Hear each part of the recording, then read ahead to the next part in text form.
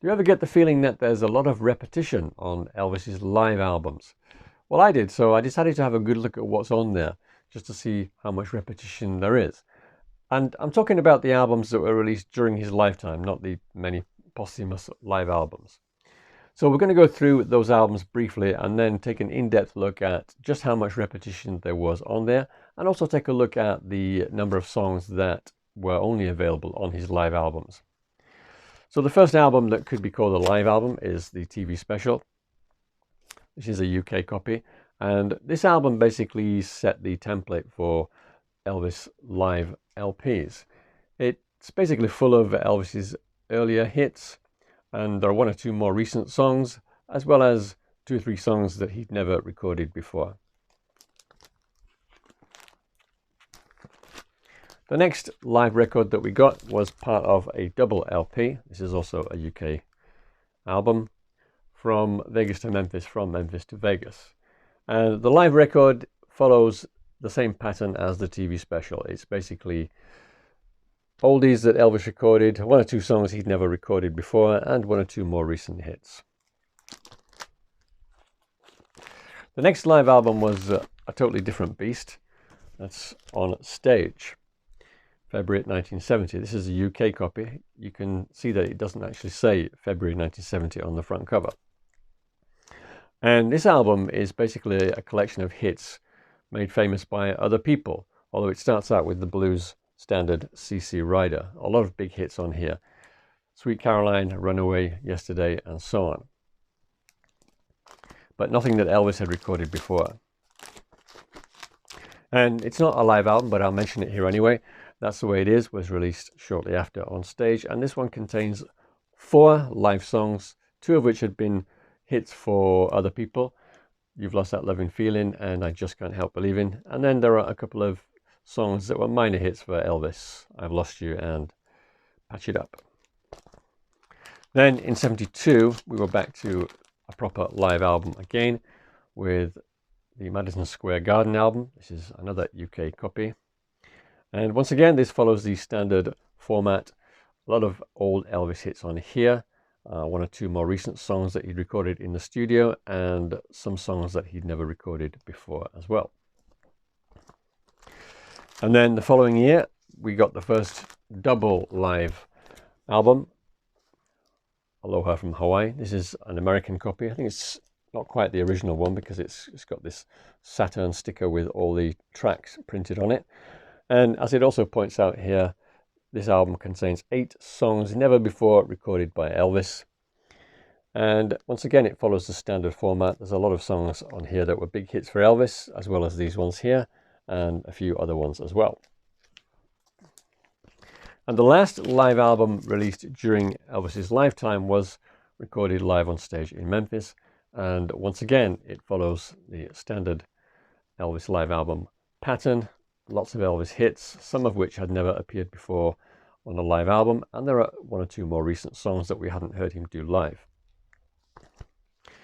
There were other live recordings on other albums released in the 1970s. So for example, on the Fool album, there is a live performance of It's Impossible, and the Moody Blue album also features 4 live songs, and the Welcome to My World compilation has several live songs, only one of which was previously unreleased. That was a version of I Can't Stop Loving You.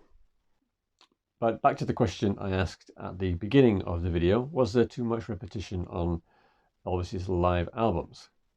When I was editing a recent video I did on the song I Can't Stop Loving You, I noticed some big differences between the Madison Square Garden version and the Aloha from Hawaii version. The Aloha version seemed quite sluggish in comparison to the Madison Square Garden version, but still I couldn't really see the justification for 5 different live versions of that one song. And in fact, there were 2 other songs that were released live 5 times during Elvis's lifetime. Any idea what they were? Just pause the video if you want to think about it for a moment. The 2 songs were Hound Dog, and maybe not surprisingly since it was his closing tune, Can't Help Falling in Love. Similarly, there was one song which was released live 4 times. Any idea what that was? You just wait there, I'll pause for this one.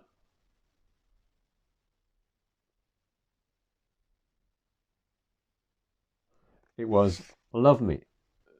And what about another Elvis live classic, An American Trilogy? How many times do you think that was released live during his lifetime? The answer is 3. And there were also a few more songs that were released live 3 times.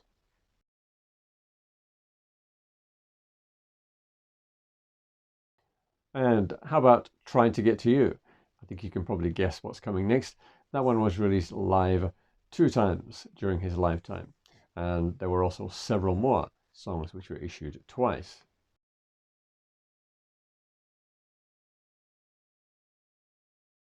So that's a total of 61 versions of 24 songs. That's about 4 albums worth of material. That's a lot of repetition.